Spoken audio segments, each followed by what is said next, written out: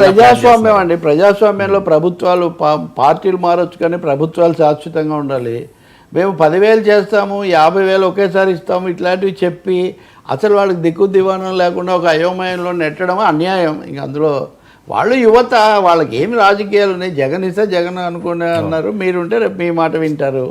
అందుకని దీని మీద స్పష్టత ఇవ్వకుండా ఇంతకాలం నానబెట్టడం ఖచ్చితంగా పొరపాటు. ఈరోజు కూడా మంత్రివర్గ సమావేశం ఉంది.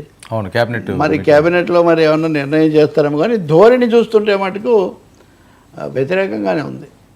వాలంటీర్లను తగ్గించుకుందాం అనే దిశలో ఆలోచిస్తున్నట్టే కనిపిస్తుంది. ఈవెన్ గ్రామ సచివాలయాల విషయంలో కూడా కొంత తగ్గింపు జరిగేట్టుగా కనిపిస్తుంది. సార్ చాలా మందికి సో వీళ్ళే అంటే ఎవరైతే ఇప్పుడు జగన్ గురించి ఇందాక మనం మాట్లాడాం, ఆయనకు గొప్పతనం, ఆయన వ్యూహం ఏం అక్కర్లేదు.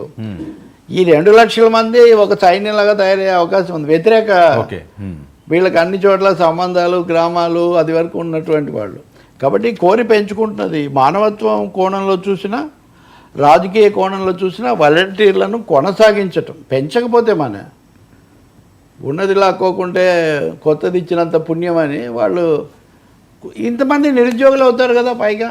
అవును, it's going to happen. Court అయితే నోటీస్ ఇస్తుంది మహా అయితే, లేకపోతే అంతే కదా, మేము గవర్నమెంట్ కదా, గవర్నమెంట్ ఉపసంహరించుకుంటే మాకేంటి అని కూడా వాళ్ళు చెప్పొచ్చు. అప్పుడు జగన్ గవర్నమెంట్ ఉంది, వాళ్ళు బలపరిచారు వాలంటీర్ల వాదనను. ఈ గవర్నమెంట్ తగ్గించుకుంది, దాన్ని కోర్టు ఏం చేస్తుంది? సరే, అమరావతి అనే అంశం గతంలో చూసాం. 2014 రాష్ట్ర విభజన తర్వాత జరిగిన పరిణామాలు, 10 సంవత్సరాలు అసలు రాజధాని లేదు. జగన్మోహన్ రెడ్డి గారు వచ్చిన తర్వాత ఏదో విశాఖ రాజధాని అన్నారు, ఇప్పుడు అది అయిపోయింది. ఇప్పుడు మళ్ళీ అమరావతి మీదే పూర్తి ఫోకస్ చంద్రబాబు నాయుడు గారు పెట్టాను అంటున్నారు. త్వరితగతిని దాన్ని పూర్తి చేస్తాము, నెక్స్ట్ ఎన్నికలకు వెళ్ళే లోపలే అమరావతిలో అన్ని నిర్మాణాలు జరగాలి యుద్ధ ప్రాతిపదిక అని చెప్పి వేల కోట్ల రూపాయలు కూడా రిలీజ్ చేయడం జరుగుతుంది.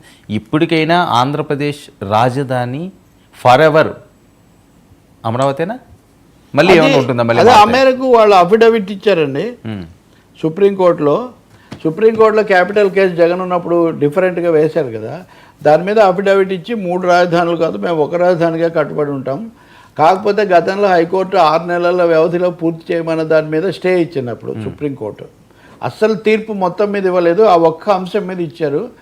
దాన్ని ఎత్తేయండి, ఆ గడువు అనేది లేకుండా అమరావతి ఒక్కటే రాజధాని ఉండేట్టుగా మేము నిర్ణయం తీసుకున్నామని చంద్రబాబు ప్రభుత్వం అఫీషియల్గా నోట్ ఇచ్చింది. దాంతో ఆ సమస్య పరిష్కారమైనట్టే. సుప్రీంకోర్టు ఎప్పుడు దాన్ని